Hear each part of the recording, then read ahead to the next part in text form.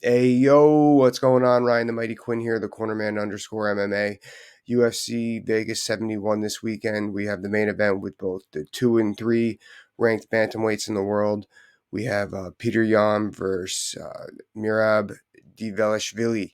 Now, obviously, some controversy has come Petr's way with the Sean O'Malley fight last, the Aljo fight before that. And then Merab's come off the fight with Jose Aldo. So it's funny.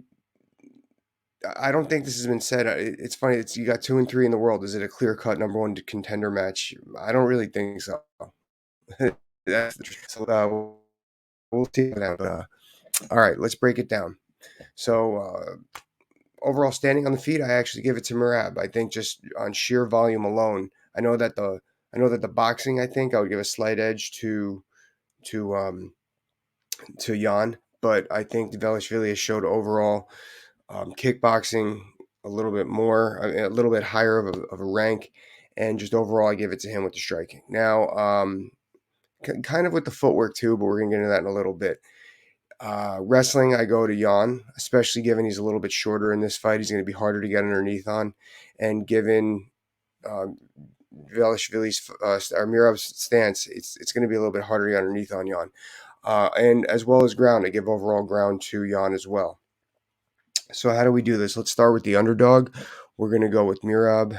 I'm gonna keep messing up his name, but I want to get it right. So Dvalishvili. I knew I should have had it up here.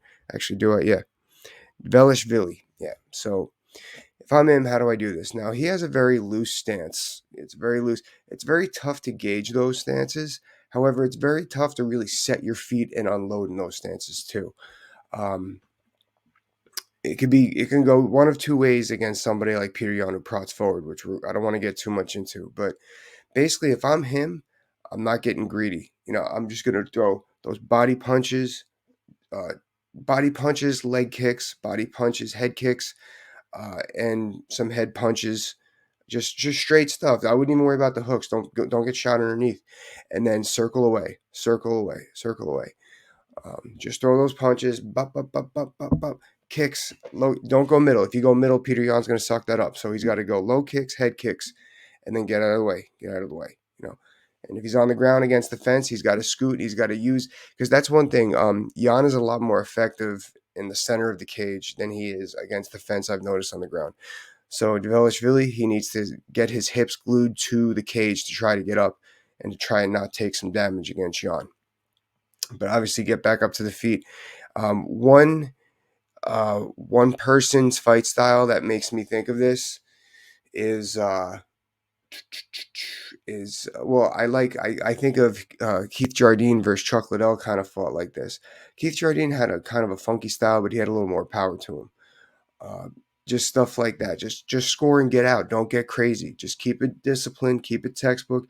But kick high, kick low. End with a jab. End with a straight right. And get out of the way. Just score. Score. 15 minutes. We're winning this. We're winning this thing over 15 minutes. Petr Yan. So Petr likes to come forward really heavy. So if I'm Petr, keep coming forward. I would activate that jab a lot more than he has shown in previous fights. I remember against Sean O'Malley, part of the issue was he would start the rounds. He really wouldn't even do anything until 2 and 3 minutes into the round. So I would throw those jabs and add level changes. That's actually something that Dvalishvili does really well that a lot of people have gone away from in modern mixed martial arts is level change like a setup to a feint. But activate that jab a lot more. Show the judges that I want to come forward with conviction. If I'm Yan. What else that does is it gets the fighter that's like talking about Merab, who likes to go that in and out style. As I said, it gets him to cover up. It gets him to stop in his feet. It could set up a takedown. It could set up a shot to the body. It could set up a leg kick in your own right. So activate that jab. Also, what I'm doing, like I said, Merab wants to try to circle out, circle out, circle out. There's an easy way to do that. Petr Yan's so good at backing people up against the fence, but then he kind of lets them off the hook because he's coming forward so hard. It's almost like Sean O'Malley kind of bull fought him. Come forward, whoop, not there. So he's got to use that lateral footwork to keep Merab painted in the corner. Use that lateral footwork to keep here, and then throw more jabs, more straights, more stuff to set up takedowns against the fence. Um, I think that the cage wrestling also in that aspect goes really well for Petr Yan here.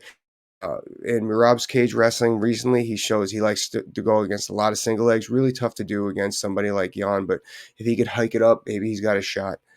All right, so coaching adjustments here. If Merab is losing this fight, it's because he's getting painted in the corner. He's not able to score and circle. He's just scoring, getting stuck in his feet, scoring, getting taken down and ridden out, getting scored out on the ground with punches.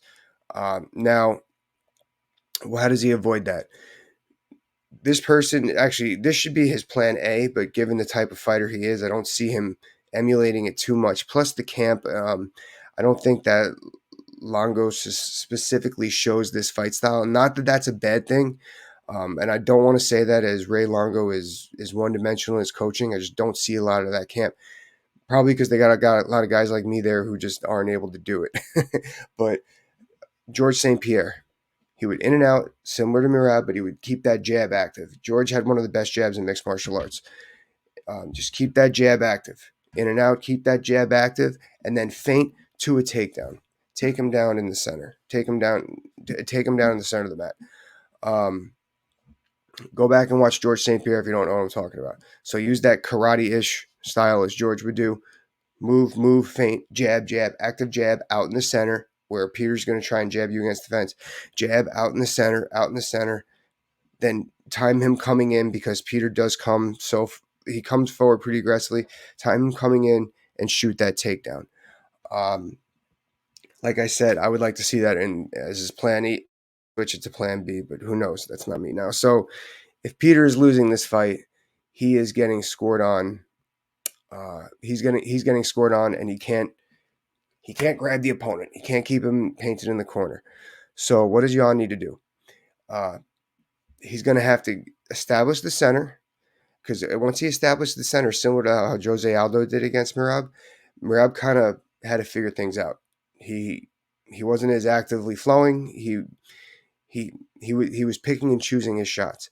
So Peter needs to establish the center and keep that head moving and try to be counteroffensive. But now, at this point, remember, it's an adjustment. It's an adjustment because you're losing the fight. So at this point, his counteroffensive, instead of just throwing 1-2 punches with his opponent, Yan's going to have to throw 3, 4, 5 to a takedown, or 3, 4, 5, 6 punches to really score and beat up his opponent.